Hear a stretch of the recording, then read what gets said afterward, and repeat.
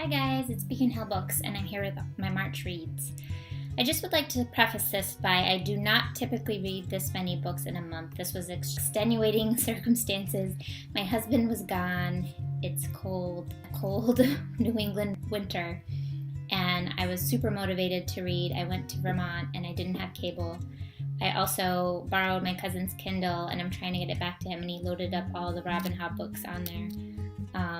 So I have been very inspired once again by Booktube to read, and I've just kind of gotten a lot of things off my plate for whatever reason this month. So this is not typical amount of books, and I'm going to try and go fast and not make this too long. The first book that I finished in March was The Language of Bees. It's part of a series that I want to do another video on. It's the Mary Russell and Sherlock Holmes series by Laurie R. King. It's sort of a historical mystery series. It's really cool.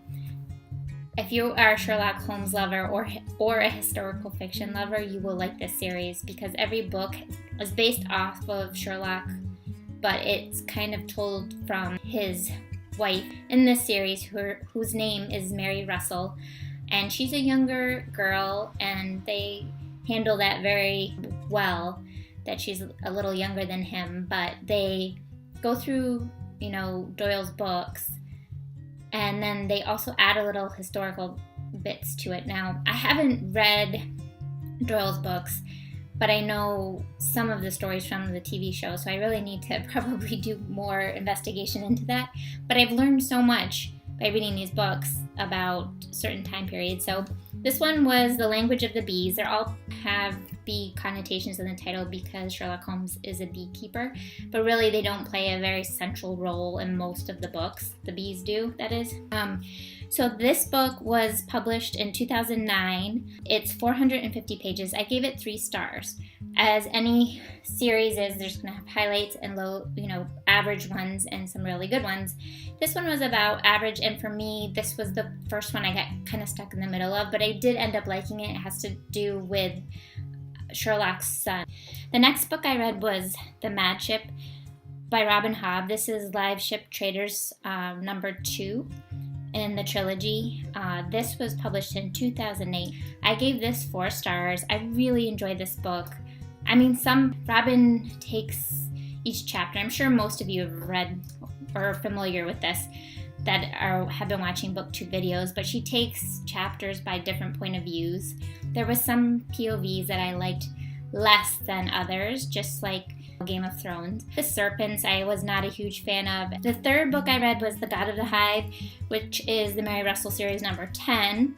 That was 361 pages. I gave it 4 stars. I liked this one a lot more.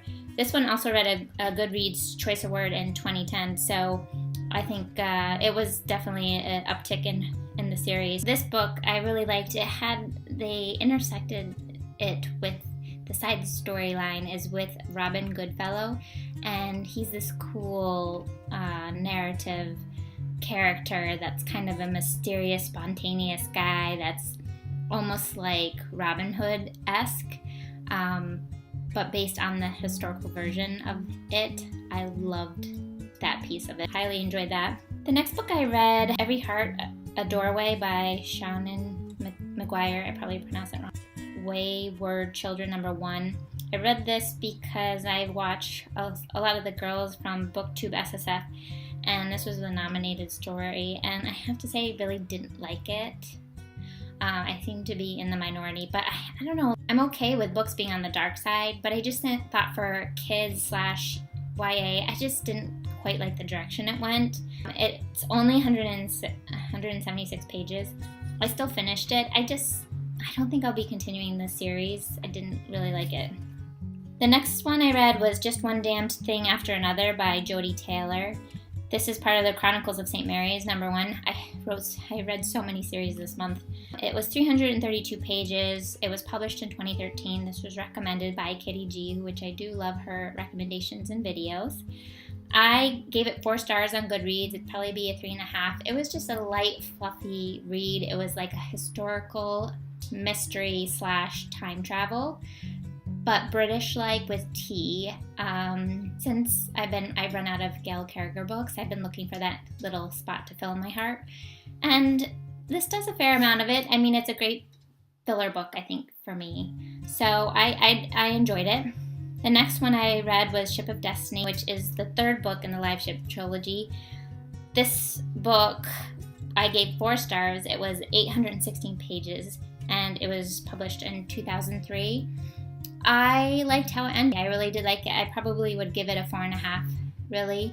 Got annoyed with some of the characters because you were living with them for a long time. I don't want to give any spoilers away, but I was very generally happy with how the series ended up. So good job, Robin Hobb. She's already one of my favorite authors. Next book that I finished, this was a book that I had gotten at a used bookstore. I mean, I love Charlie and the Chocolate Factory, and I didn't have my own copy of The Great Glass Elevator, and I wanted to refresh my mind of what it was about. Actually, I really didn't like it, but I will say I gave it 3 stars. It's 164 pages. It's published in 1978.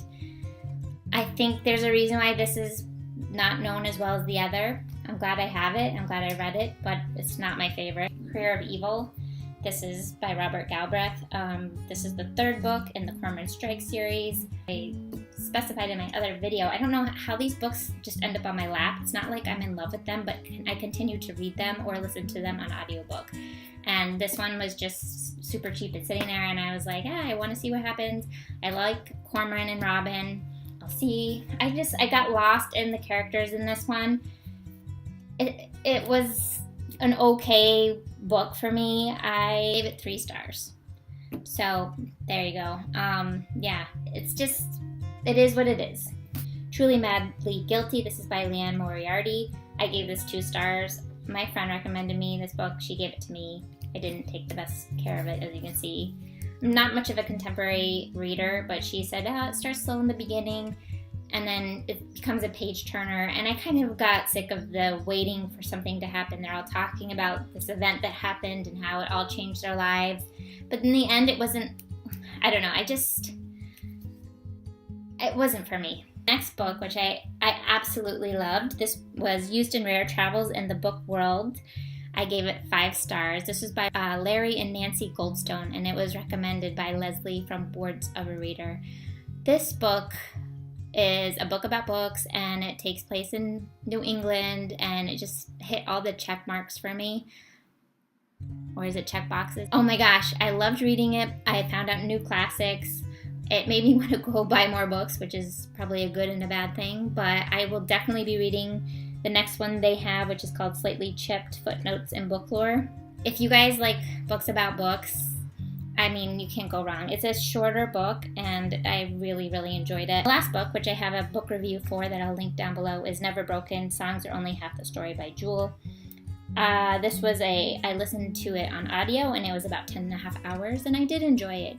I wouldn't say it's like my favorite, but I learned a lot about Jewel, but also more about like mental health and someone living in America with no money.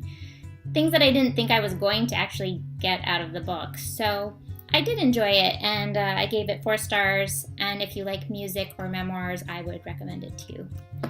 So good reading month, and I'm excited for April.